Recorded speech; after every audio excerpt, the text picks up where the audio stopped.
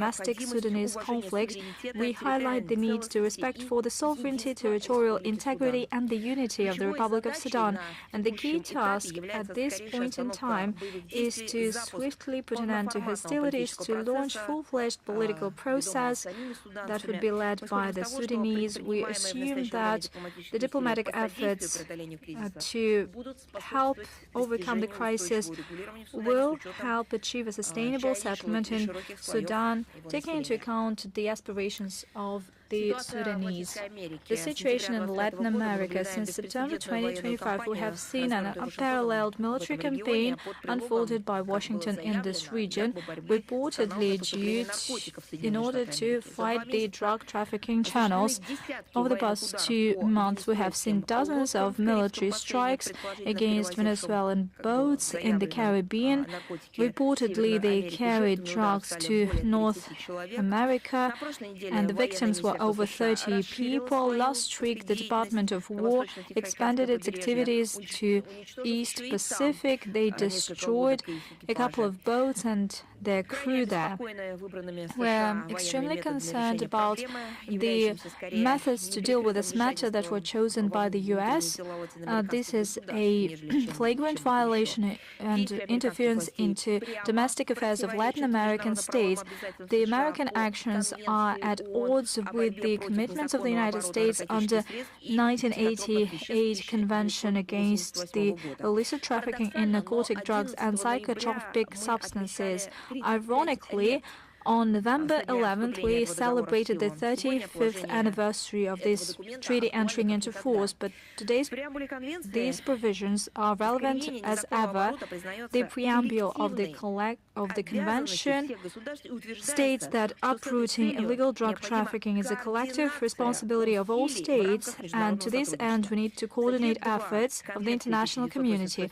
Article 2 of the convention emphasizes that parties shall implement their commitments in line with the principle of sovereign equality and territorial integrity of states, as well as the principle of non-interference into domestic affairs of other states. On top of that, the Convention has special provisions on the way the combating trafficking should be made.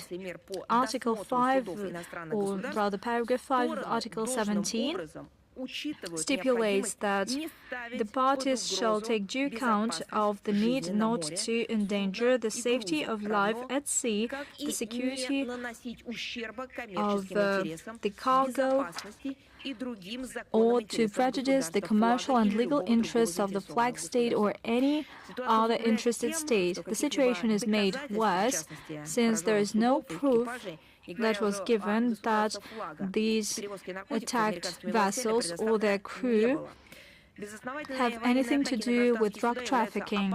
Groundless military attacks on civilian vessels are a dangerous precedent. It paves the way for indiscriminate attacks. Russia shares concern voiced by the authorities of friendly states of Venezuela and Colombia. We insist that combating drugs should not be used as a leverage against sovereign states. We stand against the force or use of force in order to interfere into domestic affairs, and we assume that when it comes to combating drug trafficking, primarily in the U.S., what is needed is the consolidation of international efforts as well as regional efforts.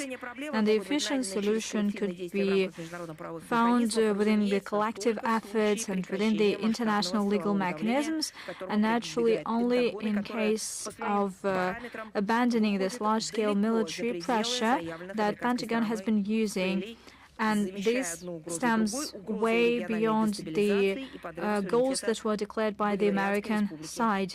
This undermines the sovereignty of Venezuela. We hope that the international community will give the relevant assessment to these steps in order to prevent a disastrous scenario that could destroy the international legal system for drug control.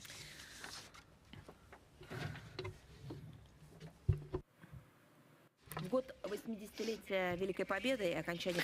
the 80th anniversary of the victory in the Second World War, we continue our work to unveil the Japanese militarism work. And we have repeatedly emphasized that there is no statute of limitations on these crimes, and legal proceedings to punish all those responsible continue to this day. The Prosecutor General's Office of the Russian Federation, in March to June of this year, adopted resolutions to revoke the 1980s-2000s conviction of the rehabilitation of 24 Japanese citizens. Their names will be listed in the text version of this briefing. During the war and after Japan's surrender in 1945, they participated in sabotage and espionage activities directed against the Soviet Union. Following a review of the court decisions in the cassation and supervisory instances, it was established that those individuals are not eligible for rehabilitation and their guilt has been fully proven. Another subject. During our weekly briefing, we often mentioned crimes of French colonialism in different regions of the world. I would like to remind you that the Russian Foreign Ministry's website has a special section dedicated to historical and international legal responsibility for crimes committed during the colonial and post-colonial periods, which is regularly updated. And today, we want to recall another sad page in history, France's mine terror against the civilian population of Algeria during the national liberation struggle, and the kind of help that the Soviet Union provided free of charge in demining the territory of this North African country. Let me remind you of the facts. Allegedly, in order to prevent arms supplies from Tunisia and Morocco during the Algerian War of Independence, which lasted from 1954 to 1962, France laid millions of mines along the eastern and western borders of Algeria. As a result, 3 million Algerians living in border areas were forced to leave their homes. Since then, more than 7,500 civilians have fallen victim to mines in Algeria, despite the fact that more than 62,000 hectares of land have been cleared and nearly 9 million mines have been defused. Even today, in 2025, there are still reports of civilians being blown up by them. Even 60 years after the end of hostilities, anti-personnel mines remain one of Algeria's greatest humanitarian disasters. In September 1962, the Algerian leadership appealed to Moscow, asking for assistance in destroying minefields. The Soviet government agreed to do so, free of charge, unlike Western countries, who charged Algeria hundreds of millions of dollars for this service. Soviet specialists carried out extremely difficult, dangerous work in conditions that were unfamiliar. They were hard to understand. They were very non-traditional for our people. And the last Soviet sappers, I'd like to recall, left Algeria in June 1965. During that time, they defused about 1.5 million. Just think about it. They have diffused about 1.5 million mines.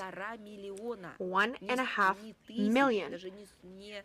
We're not talking about thousands or hundreds of thousands. 1.5 million mines were diffused by Soviet specialists. They cleared more than 700 kilometers of minefields and cleared 120,000 hectares of land. The Algerian people remember this truly titanic work and regard it as a manifestation of the highest humanity and genuine brotherhood. On November 3rd to 7th this year, Algeria was visited by a living participant in this feat of Soviet soldiers, 97-year-old military engineer Andrei Yakovlevich Pavlenko. He took personal part in the mission of Soviet sappers on November 4th this year. He was received by the President of the People's Democratic Republic of Algeria. Earlier, the Algerian head of state awarded Mr. Pavlenko the highest Algerian state award, the National Order of Merit, and on November 5th this year, a solemn ceremony was held in the vicinity of El Khaled to unveil a monument to Soviet sappers. I would like to take this opportunity to thank our Algerian friends for the hospitality and warm welcome given to our compatriot, our citizen. We appreciate the attention and respect shown by the official Algeria, who have not forgotten our country's significant contribution to the decolonization of Africa, as well as the establishment of Algerian statehood and the assurance of its security and sovereignty.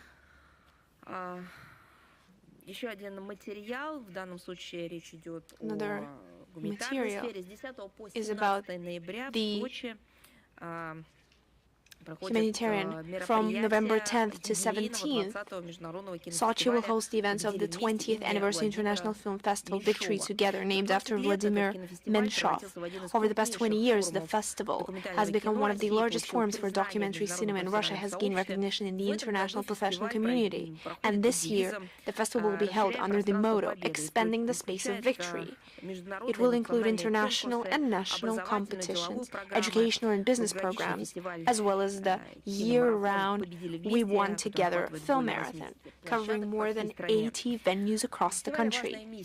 The festival fulfills an important mission. It contributes to preserving the truth about historical events, strengthening traditional spiritual and moral values, fostering respect for the heroic deeds of the defenders of the fatherland, and its activities have been highly praised at the state level.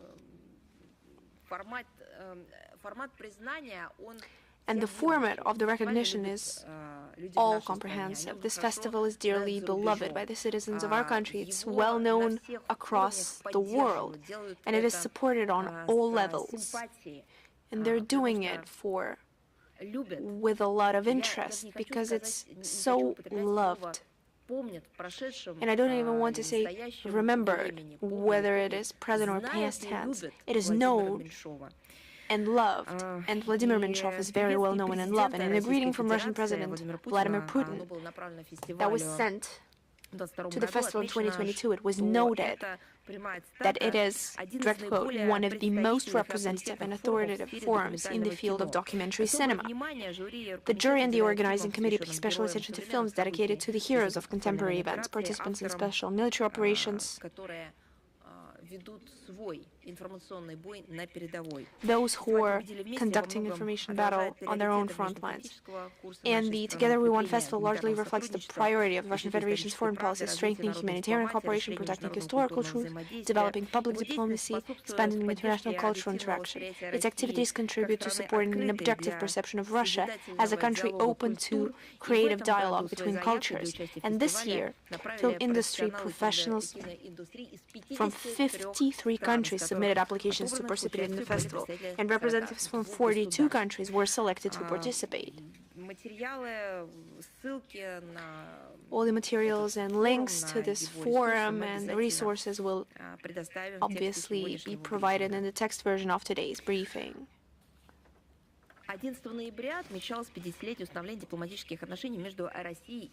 On November 11th, we marked the 50th anniversary of the establishment of diplomatic relations between Russia and Angola. Those relations are traditionally friendly, based on mutual respect and support. They are based on coinciding or similar approaches to key issues on the international and regional agenda.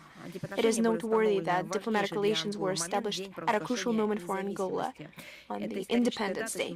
This historic date symbolizes the courage, fortitude, and heroism of the Angolan people. And at the cost of considerable sacrifice and enormous effort, they defended their right to live in freedom, to live in truth, and build their statehood as they saw fit. And we are proud of our involvement in Angola's national liberation, which was made possible in large part by our country's political, military, and economic support for the just cause of Angolan patriots.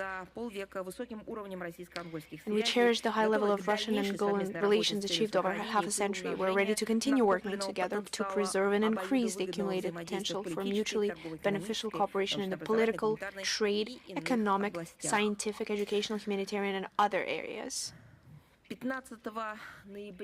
On November 15th marks the day of the proclamation of the independent state of Palestine. On this day, in 1988, the Palestinian National Council adopted the Declaration of Independence of Palestine at its session in Algiers, and the leader of the Palestine Liberation Organization, Yasser Arafat, announced the creation of the Palestinian state. And 3 days later, on November 18th, 1988, our country also recognized the state of Palestine. The Declaration of Independence was a turning point for the Palestinian people in their quest to restore historical justice and achieve statehood in accordance with UN General Assembly Resolution 181 of the UN General Assembly adopted on 29th of November 1947, which remains unfulfilled insofar as it concerns the creation of an independent Arab state in the historic lands of Palestine. And our country has consistently and resolutely defended the legitimate national aspirations of the Arab people of Palestine to establish two states, Jewish and Arab, on the territory of Palestine, including the right to establish an independent and sovereign state. Unfortunately, despite the fact that the number of countries that have recognized the state of Palestine has exceeded 150, and it has been granted observer status at the United Nations, the task remains virtually unfulfilled due to Israel's continued occupation of the territories seized during the wars of 1967 and 1973. The tragedy in the Gaza Strip, which has been going on for more than 2 years and has claimed the lives of tens of thousands of Palestinian civilians, and the growing tension in the West Bank confirm that the Palestinian issue remains central to the Middle East. Its resolution will largely determine the prospects for achieving lasting peace and stability throughout the region, and we believe that this task can be only accomplished through political and diplomatic measures based on existing UN resolutions. We're convinced that without the creation of an independent, territorially intact state of Palestine living in peace and security with Israel, the long-awaited peace in the Middle East will not come. Another important date, on November the 16th, we will celebrate the 80th anniversary of the founding of the United Nations Educational, Scientific and Cultural Organization, the largest of the UN's specialized agencies for cooperation in the humanities. It was and remains one of the world's best-known international organizations. Its purpose is enshrined in the UN Charter, is to achieve international peace and the universal well-being of humankind through the cooperation of the peoples of the world in the fields of education, science, and culture, end of quote. And currently, 194 states are members of UNESCO. Russia joined the organization in 1954. UNESCO cooperates with governments in developing international standards and legal acts that respond to the most serious challenges of our time, should respond to these challenges. But due to the actions of the collective West, these approaches are distorted more often than not, and over the years it has developed about 20 conventions, from the Convention for the Protection of Cultural Property in the Event of Armed Conflict, 1954, to the Global Convention on the Recognition of Qualifications Relating to Higher Education. This is very recent, 2023, as well as more than 30 recommendations. Russian experts have made a significant contribution to the preparation of new recommendations on the ethics of artificial intelligence in 2023 and the ethics of neurotechnology 2025. The latter was recently adopted in Samarkand at the 43rd session of the UNESCO General Conference.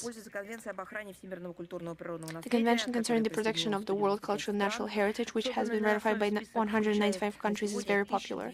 The list created on its basis currently includes 1,248 sites, 34 of which are in Russia.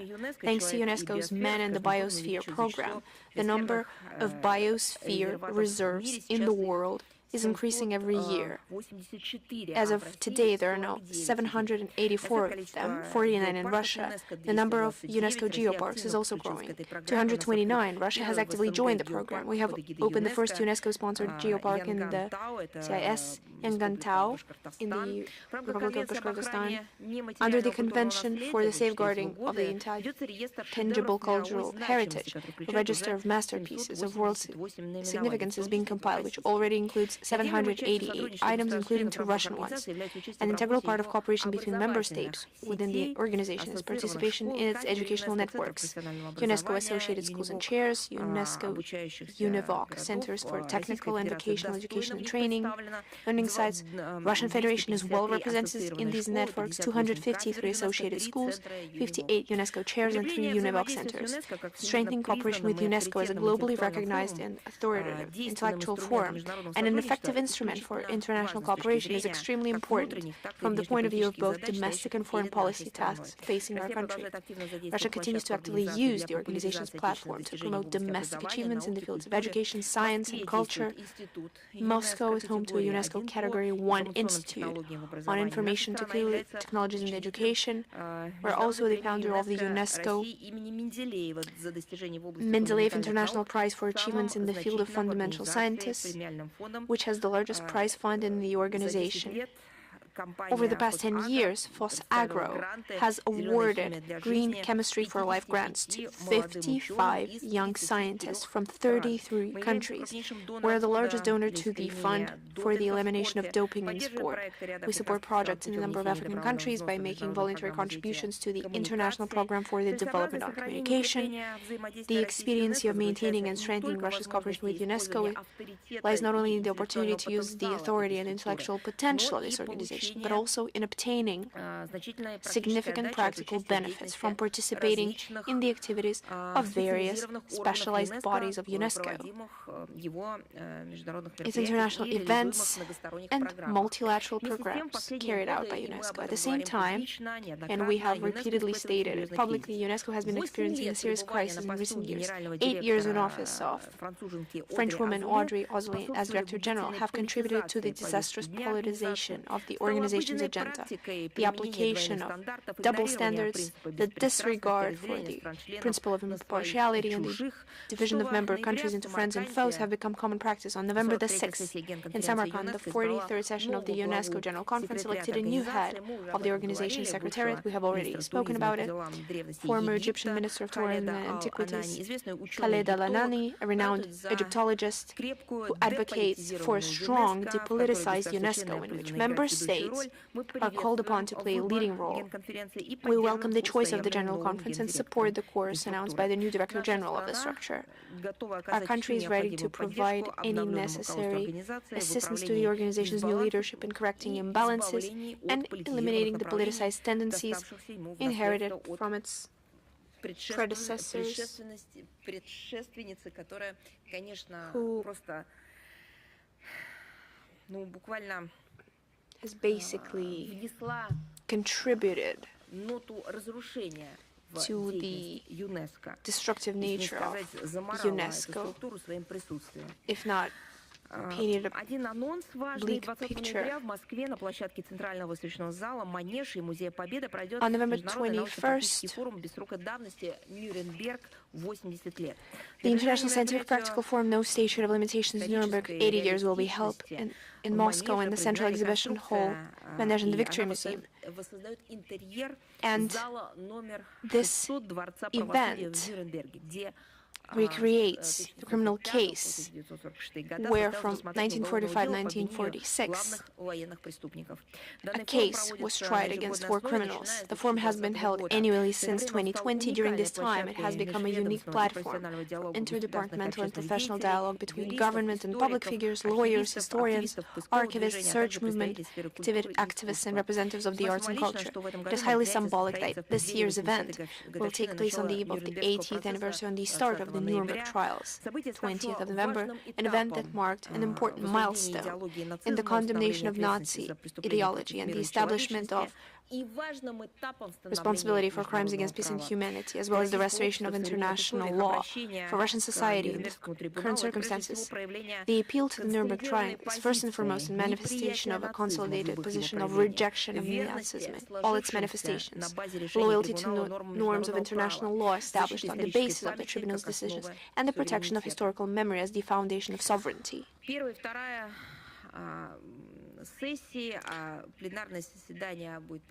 The plenary session will consist of 3 sessions, the first and second of which will be devoted to a contemporary interpretation of the principles and values of the Nuremberg trial through the preservation of historical memory as well as media coverage of the historical and legal parallels between past and present. The third session, an expert session, addresses the history and current issues surrounding the International Military Tribunal, the need to further study and scientific analyze in the context of contemporary challenges. There will also be thematic platforms representing the entire entire spectrum of Nuremberg's heritage. In the context of strategic task of preserving historical memory as the basis of worldview and an essential condition for national security, we invite all journalists, especially foreign correspondents accredited in Russia, to participate in the event. Why it is especially important to invite foreign correspondents is because everyone else has already been invited by the organizers, and we specialize in foreign correspondence. So that is why I address you specifically. And we will be sure to repeat any information and links in the text version of today's briefing. Please participate in covering the event. This is the world history. This is the history of international law. And I believe that you will not regret it. Another announcement: on the 21st of November, the State Historical Museum will have a gala opening of the exhibition Custodian of Ambassadors' Affairs and the post-stamp cancellation ceremony dedicated to the 400th anniversary of the head of ambassadors Malorossa and Aptekar Prikaz of the 17th century Artemon Matveyev. The event is taking place upon Foreign Ministry's initiative within the efforts together with Russian Military and Historical Society, and it is contributed by the Cultural Ministry, Rosarchive. And let me remind you that Artemon Matveyev is a diplomat, military commander, and enlightener. He played an important role in strengthening the Russian state and returning Malorossia. He is an ally of Tsar Alexei Romanov, the father of Peter the Great. He made a contribution to the development of Russian theater and the development of pharmacy. The exhibition will have unique items of the 17th century, including Tsarsky Titularnik of 1672. It is also well known as the Big State book with the portraits of Russian Tsars. It was developed personally by Matveyev. The event will be attended by the leadership of our ministry, the public, the statesmen, and so on, and we will definitely provide the link to this event in the text of our briefing. With that, I'm ready to take your questions. International Life, are you here with us? Hello, Madam Zajárova. Yes, hello. On the 11th of November, Iraq had parliamentary elections. What's your take on that?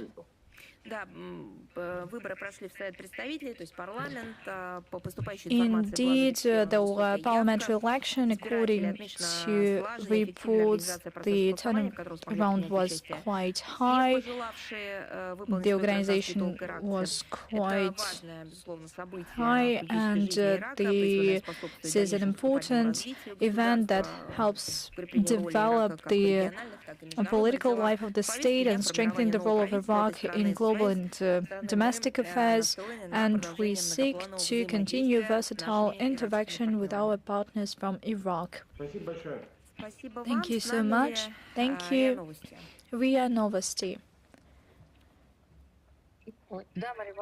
Hello, Madam Zajárova. Christina Rodriguez, RIA Novosti. I would like to ask you to comment on the situation around the interview of Minister Lavrov with the Italian newspaper Corriere della Sera. We see the response of the Foreign Ministry. We see the feedback from the Italian news agencies. What's the outcome? I believe that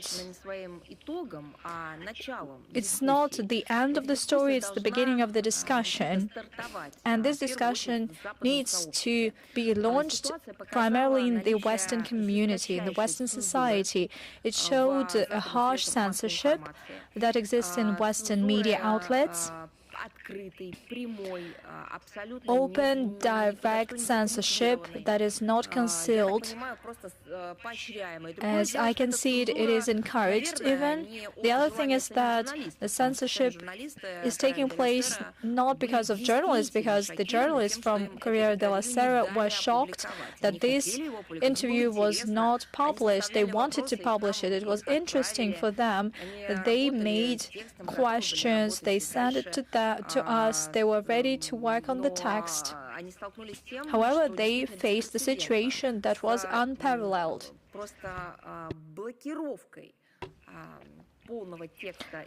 The full text of the interview was blocked by the powers that allegedly put pressure on this newspaper. Everything we hear today, everything that we will hear in the future, by the Italian side does not reflect the state of affairs, because clearly that is a pressure that was exercised against this newspaper. Surprisingly, the main argument not to publish this article by Foreign Minister Lavrov was that they don't have enough place, not in the printing version or even in the online version. You are smiling, but yesterday at the conference of the International Live newspaper, well, people laughed hysterically. That is funny indeed, and it is especially funny because they have place to comment on why they didn't have place for the complete interview, and they put themselves in a deadlock. I feel pity for journalists that work in this newspaper. They understand everything for a while, but they don't know how to do anything about it. And this led to an outrageous effect, to a fantastic effect. Somebody in Italy or somebody who affects Italy didn't want this interview to be read and to be circulated within Italy or outside Italy. And due to this stupid, clumsy, and nefarious measures that banned this interview from publishing led to an opposite effect. Everybody read this interview, virtually everybody. And the thing is that I see that Italian news agencies reprinted in Italian in full. I see that in other countries, in Russia, this interview has been printed in other languages, in Russian, and they have achieved something that the professional journalists call the Barbara Streisand effect. You can Google it. I believe that all journalists know what I'm talking about. The desire to banish some kind of an article outside the professional framework and to do it by force leads to the opposite effect. What they want to cancel is something that is made extremely popular, and you can read the story behind this effect, the story of Barbara Streisand. This is a unique case, and everybody read this interview. And once again, we will provide the link to the Russian and Italian version of this interview, and we'll definitely do it in English as well. But I believe that this should set an example of what kind of difficult times Europe has been going through in the first half of the 21st century, the political censorship and this away from democracy. Artie, are you here with us? Hello, we are always with you. Madam Zajárova, could you please comment on the publication by South African news portal News 24? It claims that at least 18 members of former South African President Party came to Russia to train as bodyguards, and after that, they found themselves in the barracks at the front line at the special military operation, and Cyril Ramaphosa condemned the exploitation of young and vulnerable people. It was also claimed that at diplomatic level, these citizens are being repatriated to South Africa. Could you please comment on that? You know, I've seen the materials that you made reference to, I double-checked that, and I can say that the Russian side does not have data on the South Africans that you have mentioned. Allegedly, they were sent to Russia, and reportedly they were sent to have this bodyguard training, and after that they found themselves in the special military operation. We don't have this information. At the same time, we paid attention to the statement by the South African presidential administration on the 6th of November. Vincent McMahon said that Cyril Ramaphosa intends to use diplomatic channels to return them home. We haven't seen any requests from South African Foreign Ministry, and should we get this official request, we will be ready to consider them in the spirit of strategic partnership between Russia and South Africa. Thank you so much. Chinese Media Corporation, are you here with us? Hello, we have two questions. The SCO Council of Heads of Government will soon take place in Moscow. Could you please talk about your priorities? What kind of contribution will be made by the session in promoting a global justice and more equitable international system? We'll get back to that matter. As I've mentioned, there were a lot of questions. The session of the SCO heads of government will take place in Moscow on the 17th and 18th of Moscow in a couple of days' time. This will be the pinnacle of the Russian chairship in 2024-2025 at the Shanghai Cooperation Organization Council of Heads of Government. It sought to give a new momentum to cultural, technological and educational dimension of this cooperation. The steps were closely coordinated with all the member states, including with the Chinese side. The session will be attended by heads of government, by high-ranking officials and of SCO countries, dialogue partners, as well as international organizations. The agenda includes discussing global trends in global economy, strengthening humanitarian and economic dimension given the upgrading of the activities of the SCO. Take into account the SCO summit in Tianjin, the coordinated assessments of SCO member states of the current state of affairs and practical approaches to addressing the tasks at hand will be reflected in the joint communique and the statement on economic situation in the world and within the SCO space. A number of projects have to do with specific tracks of interaction as well as financial and organizational aspects of the group's functioning. Today, on the 14th of November, Moscow opened the session of the National Coordinators Council. The SCO documents, including the Tianjin Declaration, highlights the commitment of member states to shaping a more just multiple world order, building upon the primacy of the international law. The SCO also consistently stands for improving the system of global governance, reforming the international financial architecture with a view to increasing the role of developing countries. Also, once again, let me reiterate, I cannot say that these are developing countries because of their economic indicators and their commitment to have this cooperation on an equal footing. I am positive that all these positions will be reaffirmed following the session of the Council of Heads of Government. Thank you so much. The second question, Brazil hosts the COP30 conference on climate change, and for the first time ever, the US has not sent a high-ranking official to this conference. What's your take on that, and what is the role of the Global South, including China, that stick to their commitments, and how do they advance the green development in the current context? I believe that you should ask this question to them, and when it comes to our position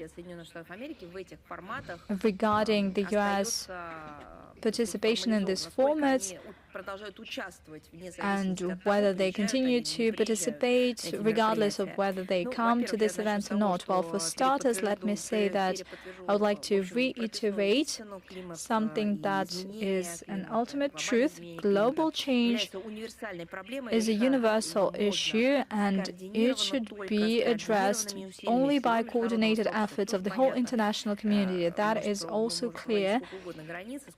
You can have as many borders and as many quotas on the airspace, but nevertheless, they do not hear us, and we should perceive it in a comprehensive way, and we should face these comprehensive tasks. And in this context, non-participation by the US in the COP30 does not benefit the convention. The White House refused to implement the national measures to restrict emissions, and this will make the global efforts under the Paris Agreement more difficult because the US is the top country when it comes to greenhouse gas emissions. We're talking about some 11% of the global emissions. Although the Americans withdrew, but formally this process will be completed on the 27th of January 2026, within a year after their notification. The Paris Agreement still is in effect because there are over 55 member states, and they account for over 55% of all greenhouse gas emissions.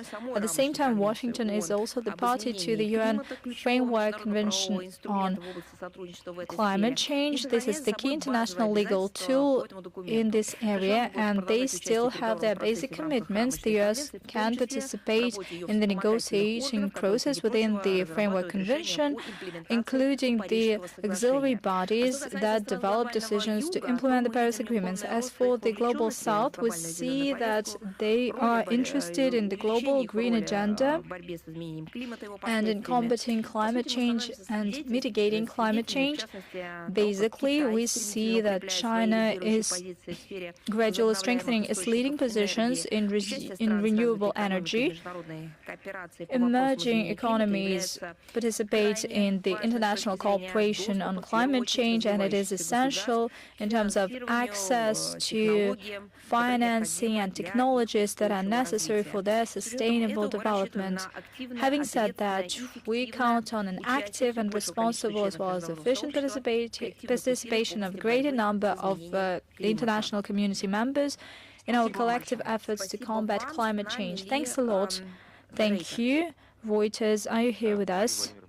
Madam Zajárova, good day. We have basically three questions to you and the same topic, Russia-US relations. I'd like to ask, at this point in time, are there any contacts between Russia and the US at the level of foreign ministries?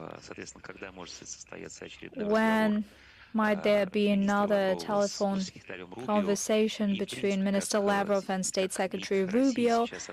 And what is the take of the Russian Foreign Ministry on the current level of relations between Russia and the US? Without any irony,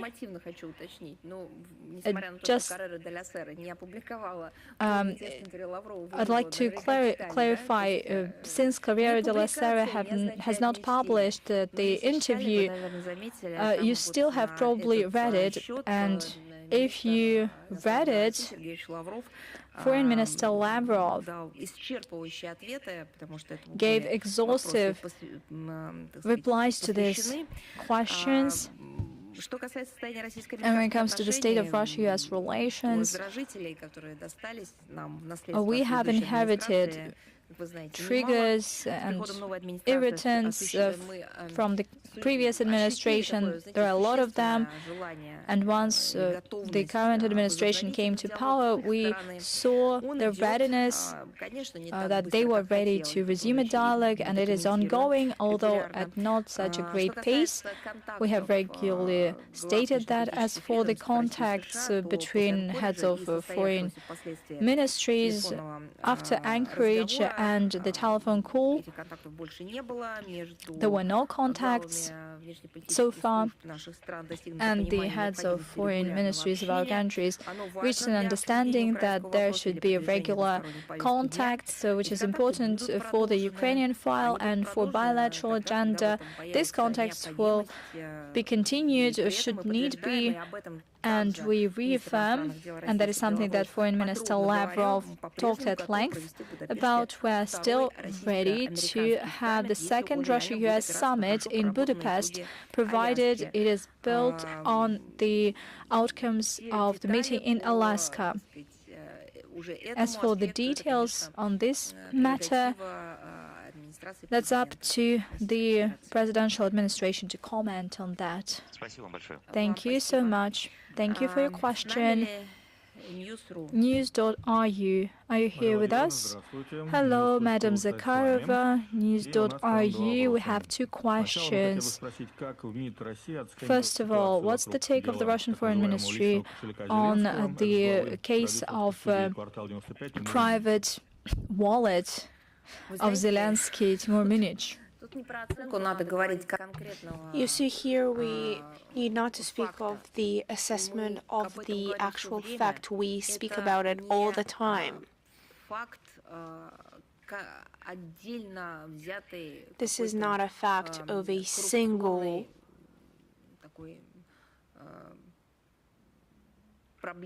corruption issue. This is a world scale, international mafia, criminalized, bloody. Hydra that is basically wrapped around the whole planet and is trying to pump out money from the pockets of taxpayers of the Western countries into the pockets of the representatives of their elites. They've come up with this global system. How to use these means, because it's not to wash them, because it's impossible to wash them, but just to pump them and to redistribute them in their own pockets, in their own corners, in hiding spots. So this is a global mafia connected with corruption schemes around the world, with illegal markets of arms distribution. This horrible scheme that many years ago was worked out.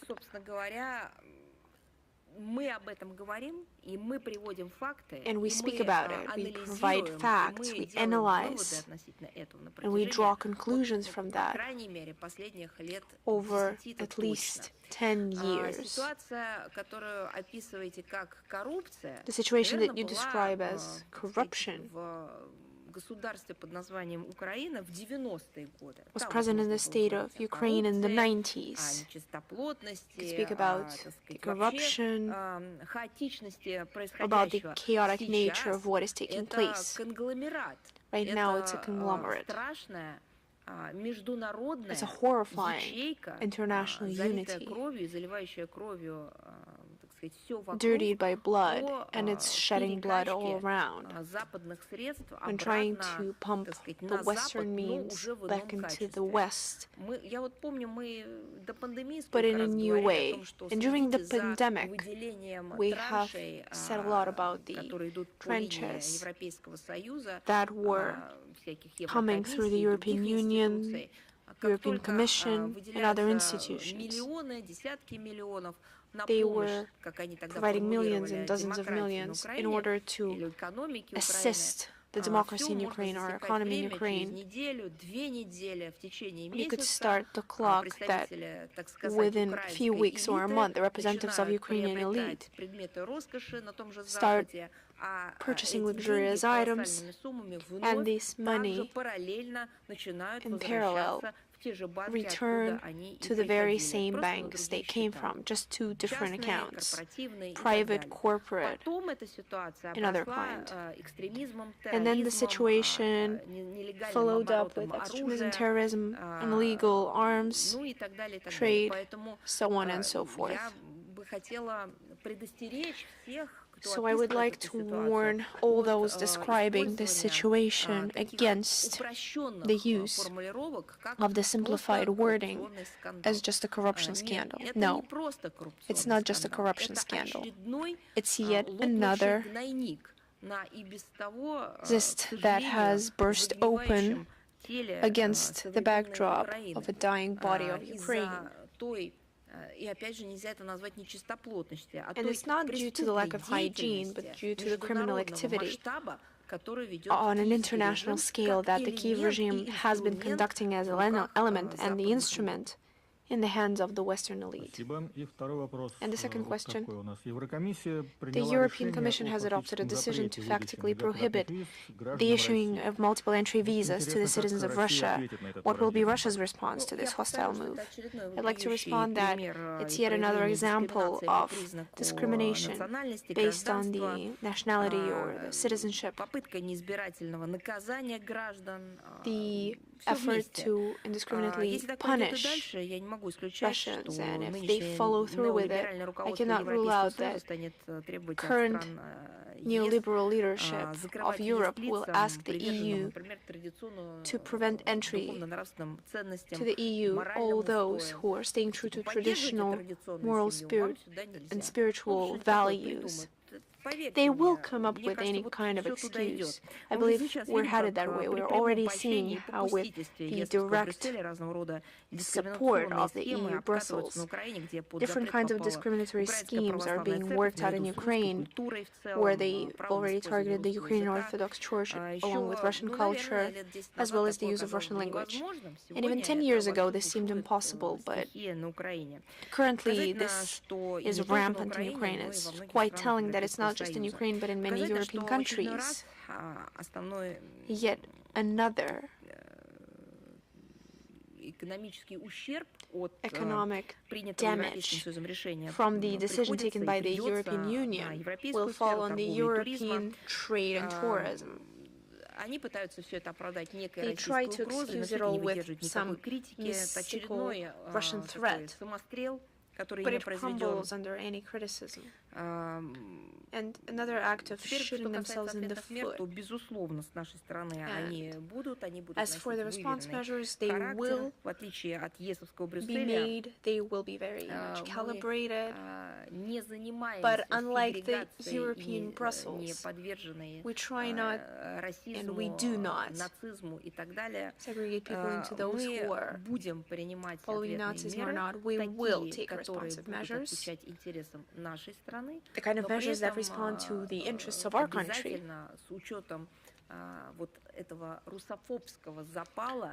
but also that in line with the Russophobic rhetoric, that will be a measured response.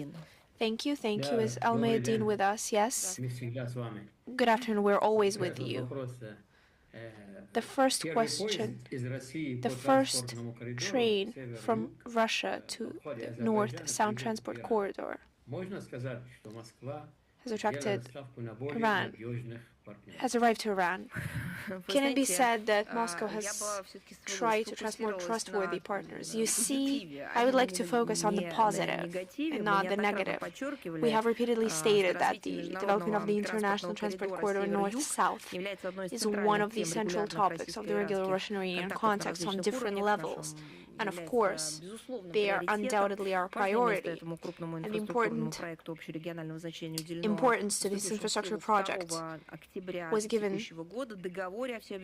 in the contract on the Comprehensive Strategic Partnership countries that entered into force on October 2nd, and the International Transport Corridor North-South was created based on the intergovernmental agreement between Russia, India, and Iran that was signed on September 12, 2000, and I believe this rules out any speculations as for what partners that are deemed trustworthy or untrustworthy. That is just a powerful project that is being implemented for a long time that disposes the transferring of shipments through three routes: the western that comes through Azerbaijan and Iran, the eastern that comes through Kazakhstan, Turkmenistan, and Iran, and the maritime route, the Trans-Caspian route. It uses the main ports of the region. The corridor plays a key role in providing transport interconnectedness of Eurasia.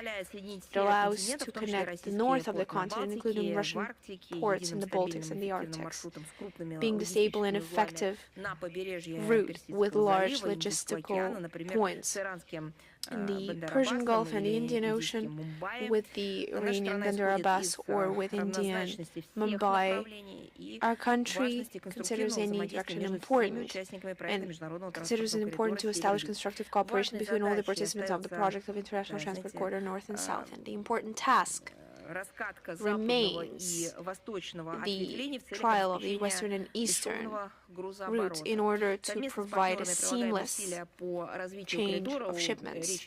Together with our partners, we're doing everything we can in order to perfect the railway infrastructure, as well as eliminating administrative and technical barriers. As for the shipment transferring through the railway transportation from Russia to Iran, it has been working since 2014, since the Eastern Railway route of the International Transport Corridor North-South was open. Since then, we have provided regular container service, provided tariffs, and have lowered the cost of shipments. And we see the interest of all sides in order to develop the corridor, in order to establish full-scale constructive cooperation. On November 10th, in the port of Aprin, not far from Tehran, the first railway train with shipment has arrived, and of course it has gained a lot of attention from the media. Thank you. Thank you so much. Is the news front with us? Yes, good afternoon, Madam Zajárova. We just have one question, if you allow. The head of the operative commanding of the Bundeswehr, General Lieutenant Alexander Zollfrank, has stated that Berlin is ready for a war with Russia and can help transfer 800,000 officers of NATO to the Russian border. What is Russia's assessment of this statement? What kind of consequences is Germany facing in the event of this happening? You see, it's the same person who stated that Russia at any point could attack NATO. Do you remember? Could tomorrow launch a strike against the territorial alliance. And according to his words, by 2029, we will be ready for a full-fledged attack. He said and stated so much. You see, such statements from the NATO representatives are heard on a daily basis. It appears that it is all part of plain campaign on psychological preparedness of their nations in order to wreak havoc, to wreak fear, just to excuse their mistakes, their crimes, and of course to describe why such catastrophic events in the economy are, and of course to wash themselves of any kind of responsibility. And if this crazy idea to attack our country is harboring in their heads, then they should have no remaining doubts that we will respond using any kinds of possibilities that we have. And this has been repeatedly stated by the Russian leadership. And I believe that we're tired of repeating it, but we will continue to say it again and again that we are harboring no plans whatsoever of attacking NATO. At the same time, any measures to ensure security against the alliance enlarging their contingents near our borders are already being taken right now. To put it shortly, we're ready for any turn of events. At the same time, we're always operating on the logic of peace, friendship, and mutual cooperation. Thank you. Thank you. Is Anadolu with us? Good afternoon, Madam Zajárova. We only have one question. Leader of the Transitional Period of Syria on November 10th visited the United States. Could you comment this visit where certain significant results were achieved? I'm not sure this issue requires any further specific comment on our side. We operate that these assessments have been given through the official representatives and agencies and the representatives of these contacts. If you have no further questions, then we're moving on. Is Irna with us? Hello. As you know, the International Conference of Governors of the Caspian Sea littoral states will be held in Iran next week. At what level will Russia participate in this meeting? And in general, what is Moscow's view on the importance of developing cooperation between the Caspian Sea littoral states?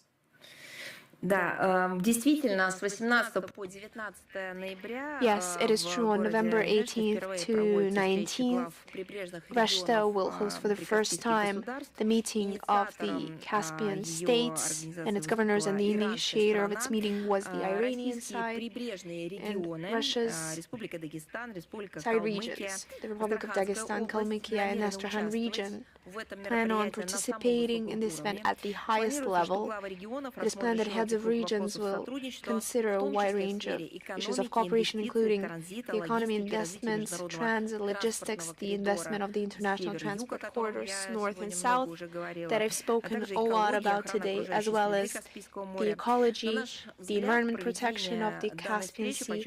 And we believe that this meeting highlights the exceptional responsibility of the Caspian states, including the state of affairs in the Caspian Sea, response to the demand for solving tasks due to the development of the region in its growing role in the region, as well as forming new architecture of indivisible security. We wish all kinds of success in the development and the best results to this conference. Thank you so much. Is Dunya News Pakistan with us? Good afternoon, ma'am. I'm Shahid Guman, correspondent, Dunya News Pakistan. Thank you for taking my question. I have two questions today. My first question is, I previously inquired about the draft readmission agreement between Russia and Pakistan. At the time, you mentioned that the draft was under discussion and that Russia is prepared to consider easing entry procedure for Pakistani citizens following the signing of an intergovernmental readmission agreement. My follow-up question is, have there been any recent developments regarding this agreement? And until it is finalized, is Moscow considering easing visa procedure for Pakistani citizens? I can reiterate that the intergovernmental agreement on the readmission is a necessary requirement in order to change the admission process for the entry into Russia, and we consider the negotiations with Pakistan on the draft version of this document. I will circle back in order to tell you if there are any more details, but the work continues. In light of the current Pakistan-Afghanistan border tension and recent clashes, does Russia intend to play any mediating or diplomatic role to promote peace and stability in the region? The tension in the Afghano-Pakistani relations remains a point of concern not just for Russia, but due to statements from international capitals of the international community as a whole. Together with our partners, we call on Kabul and Islamabad to solve any disagreements through diplomatic means. As you know, Russia is always ready to contribute to peace if there is such need for the conflicting sides. We have such kind of experience and we're ready to assist. Thank you so much. Is the Voice of Fatherland with us? Good afternoon, Madam Zajárova. The Voice of Fatherland is with you. In Ireland, in the presidential elections, Catherine Connolly won the election, who is openly standing against the militarization of Europe and denounces the role of NATO in escalating the situation with Russia. Ireland traditionally stood aside from the anti-Russian line of Brussels, and the new president could strengthen that course. What do you think? Could her victory be a symbol of an important turn in the relations between Ireland and Russia? It is true that we have taken note of the victory in the presidential elections of Ireland. The representative of the left party, Catherine Connolly, who has taken the office on November 11th, and it's quite important that according to her campaign statements, she's staying true to more balanced approaches when it comes to relevant international foreign policy issues. And she's quite critical on the Western policy in the Russian area, and she stands for the neutrality of her country. Those were her campaign statements. Of course, we will see how it continues. Let me just remind you that Ireland is a parliamentary republic, and the key decisions on foreign and defense policy of the country are taken by the government headed by the Prime Minister. Current Prime Minister Michael Martin and his team clearly claim that they are committed to the Brussels common EU anti-Russian line, including when it comes to Ukraine. They constantly stand against or stand for sanctions against our country and bringing Russia to justice and so on.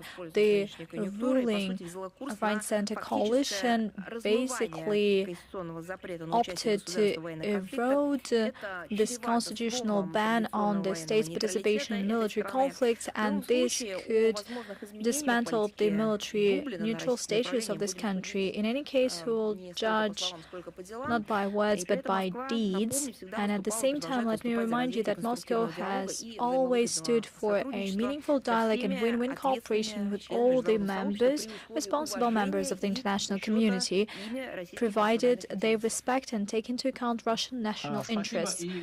Thank you. I have the second question. In his recent statement, German President Frank-Walter Steinmeier claimed unprecedented threats against Germany. He put the blame on Russia partially, including Russia allegedly supports far-right forces. He said, never in our history democracy and freedom faced such an attack. What do we have to do with that? I'm sorry for interrupting you, but that is just absurd. Recently, Macron remembered these bugs, but he said that Russia spreads fakes on bugs in France. But I'm sorry, but this follows the same line. Well, it's just a funny matter for us, and we can only laugh about that. And the people in France and Germany see who is the reason behind their problems. They want to solve these problems. They don't want to listen to this mantra that Russia allegedly is to blame. They understand that they have these problems historically, or that they have some historical context and pretext, that these problems have just become more urgent, that there are no decent people among their government or the ruling parties that could offer a way out of these problematic situations. The people in the government are so illiterate and ineffective that they make the situation even worse. Inventing this and putting all the blame on Russia is just a dead-end street.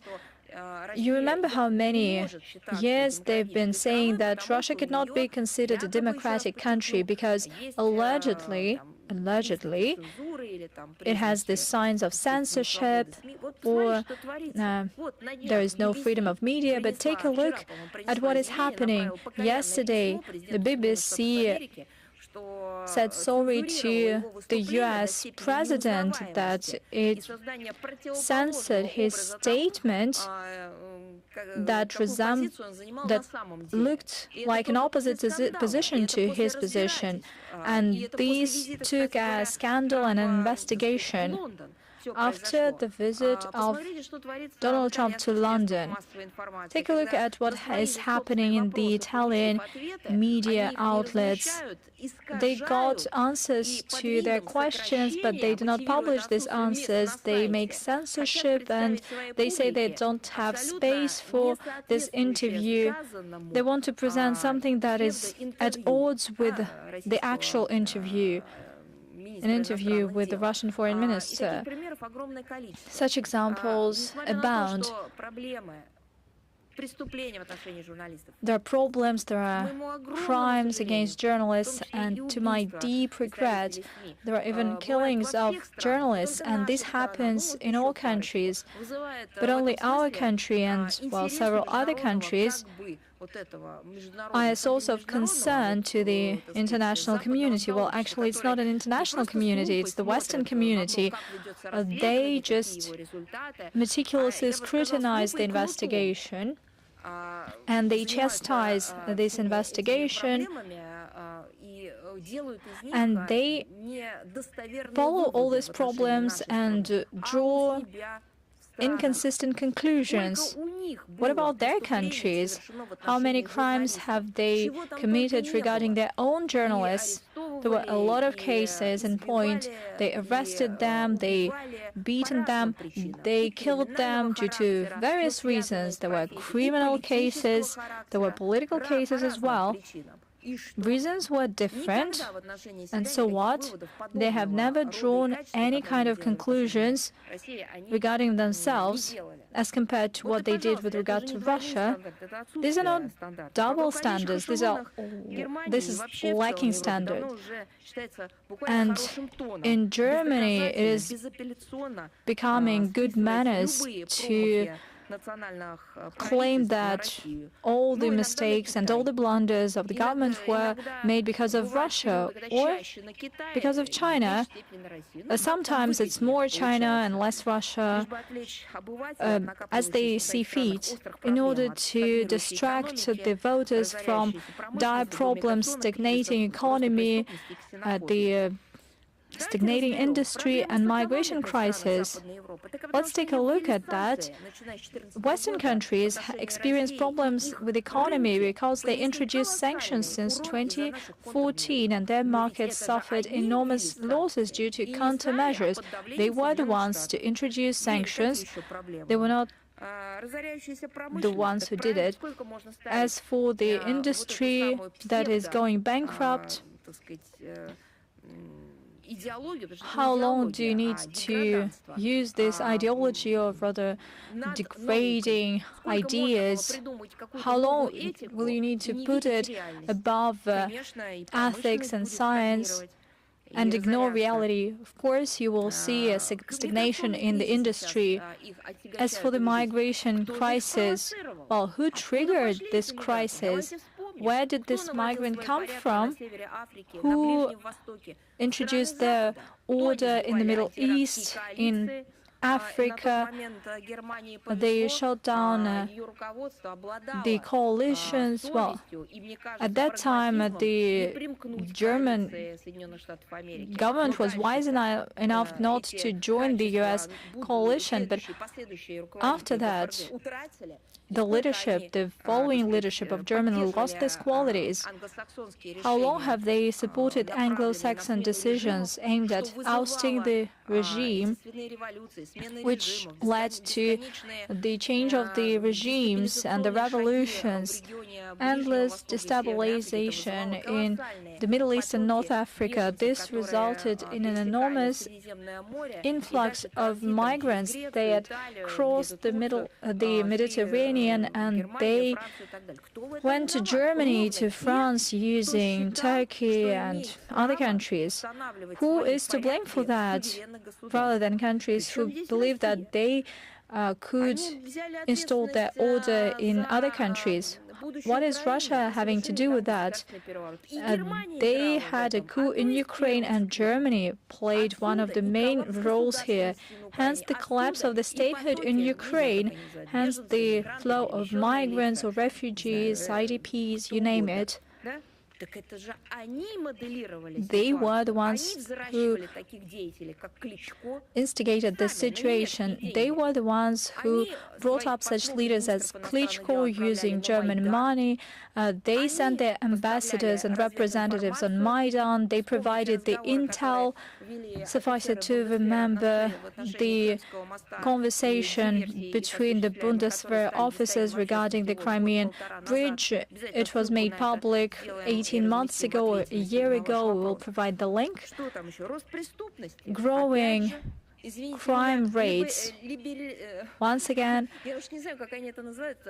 I do not know how they call it, liberalization of anti-drug legislation, legalization of drugs everywhere, inventing stories that drugs are not bad. Actually, that is something that is progressive. What does it lead to? It doesn't reduce crime.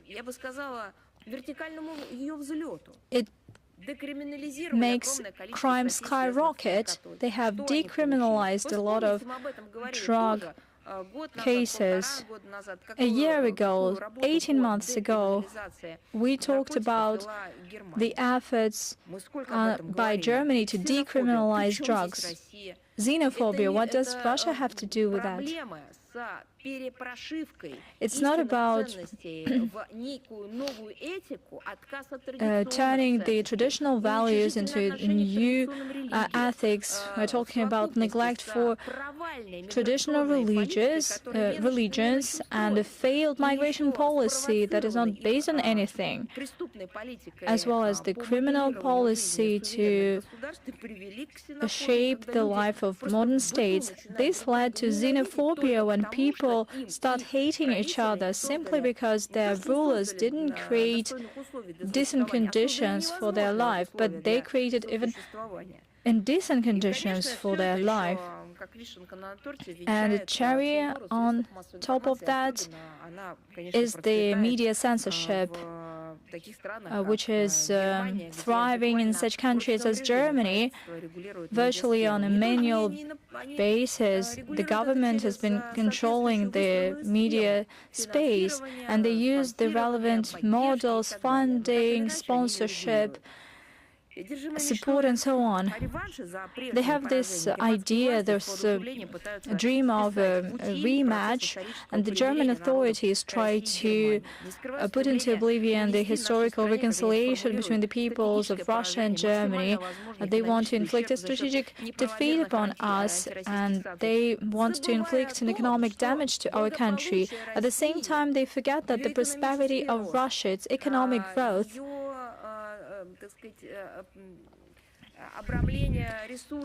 and providing resources, trade, cooperation, this has always benefited the Western Europe, and it has all been put into oblivion by their establishment. They fear the looming Russian threat, and they have unfolded this aggressive Russophobic campaign, as well as the militarization of the country.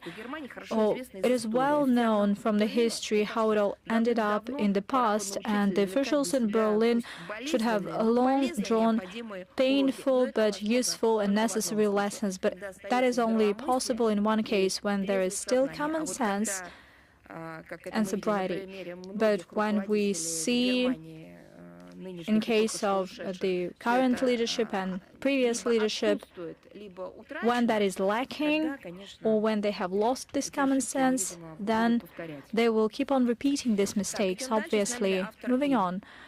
After E, are you here with us? Hello. Well, thanks a lot, Madam Zajárova. Hello, Ruslan Pankratov. After E, first of all, let me thank you for the very bright statement at the 5th International Forum that you made yesterday. We discussed it a lot and we quoted you a lot. We have 3 questions today.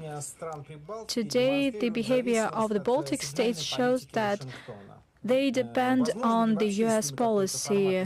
Is it possible to resume any diplomatic sovereignty with them? Has there been any official response from Riga regarding this forced deportation of our compatriots? You know that the Baltic regimes continue to consistently pursue the aggressive policy against Russia. There was a set of hostile steps by Latvia, Lithuania and Estonia. State dialogue has been halted, as well as state interaction. Our diplomatic relations have been decreased, and we have reduced the number of diplomats. As of now, there's been no resumption of dialogue. Vilnius, Riga and Tallinn have been consistently implementing the policy of forced de-Russification of public space and educational space. They've been encouraging neo-Nazism. Unfortunately, the current geopolitical context allows the Baltic nationalists to use the mentorship of Western sponsors to feel that they are immune.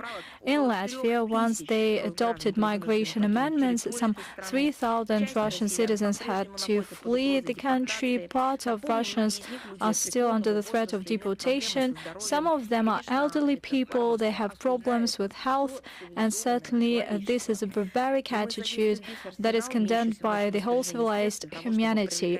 We will use the whole toolbox at our disposal in order to raise awareness about this dire problem of our compatriots in Latvia. Thank you. I have the second question. What is the response of the Foreign Ministry on introducing 500% tariffs on import for countries that buy Russian energy?